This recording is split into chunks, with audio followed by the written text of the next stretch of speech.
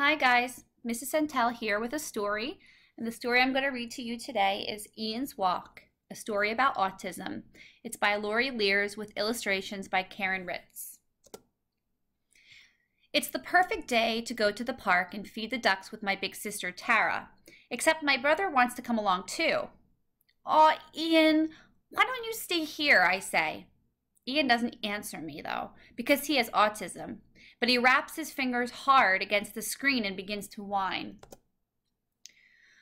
"Oh, all right, Ian," I say. "Can he come?" I ask Mom. Says Mom. "You'll need to watch him closely the whole time. Are you sure you want to do that?" "It's okay with me," I answer, and Tara nods. "You hold his hand though, Julie," she tells me. Ian's brain doesn't work like the other people's. Ian sees things differently. When we pass Nan's diner, Ian steps inside to watch the ceiling fan move in circles. He doesn't look at the waitresses hurrying by with all kinds of sandwiches and ice cream. "Let's get soda," I say, but Ian keeps his eyes on the fan until I pull him out the door. Ian hears things differently. When a fire truck rushes by with its sirens wailing and horn blaring, Ian hardly seems to notice, but he tilts his head sideways and seems to be listening to something I cannot hear. "Hurry up," I say, tugging his arm. Ian smells things differently. At Mrs. Potter's flower stand, I hold a bouquet of sweet-smelling lilacs up to Ian's face. Ian wrinkles his nose and turns away.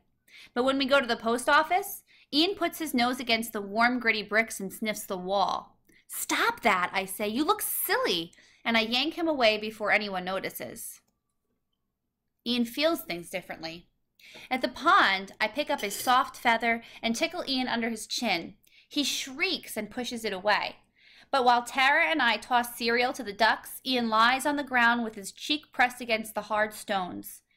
"Get up, Ian," I say, taking his hand. "Someone might step on you." Ian tastes things differently. When we go past the food booths, Ian won't even look at the pizza, hot dogs, or stuffed pretzels, but he reaches into my pocket for the bag of leftover cereal. "Tara and I don't want to eat cereal for lunch," I tell him. "Come with us while we buy some pizza." But Ian won't budge. He munches the Power Pops one by one. Sometimes Ian makes me angry. "I'll get the pizza," says Tara. "You stay here with Ian, Julie." I sit down on the bench to wait. "Sit beside me, Ian," I say, but Ian flaps his hands and pays no attention.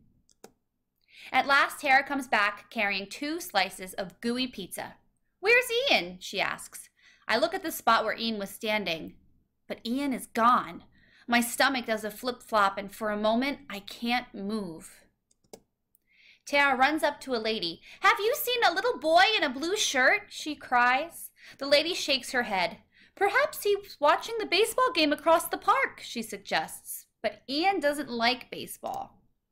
A man walks by with a little girl on his shoulders. "Have you seen a boy who looks lost?" I say, with a lump in my throat. "No," says the man, "but we're on our way to hear the storyteller. Maybe he's there listening to stories." But Ian does not like stories. Tara rushes off to look for Ian. I squeeze my eyes shut and try to think like Ian. Ian likes the balloon stand where the big machine hisses and stretches balloons into colorful bobbing shapes.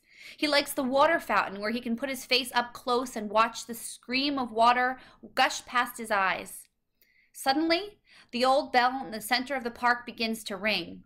Bong, bong, bong. And then I remember, Ian loves the bell best of all. I run full speed towards the bell, and there's Ian. He's lying under the bell, making the big gong move back and forth. I hug him tightly, even though he doesn't care for hugs.